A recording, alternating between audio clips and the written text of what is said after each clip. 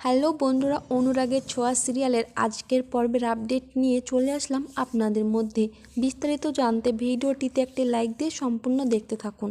সবাই বিংবং থেকে দীপাকে ছেড়ে চলে যায়, তবে দীপাকে কেউ খুঁজে পায় না। একটা সময় সাক্ষ্যদেব সরকার খুঁজতে খুঁজতে নন্দাদির বাড়িতে গিয়ে পৌঁছে যায় আর দীপাকে খুঁজে পায়।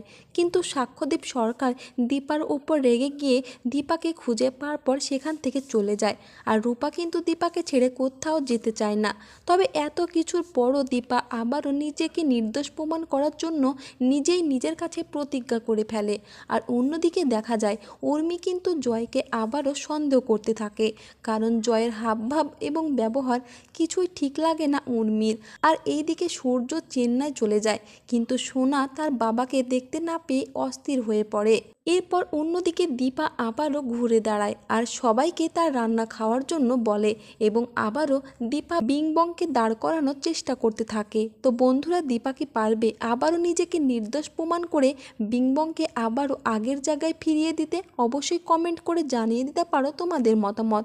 আর ভিডিওটি ভালো লাগলে অবশ্যই সাবস্ক্রাইব করে রাখবেন।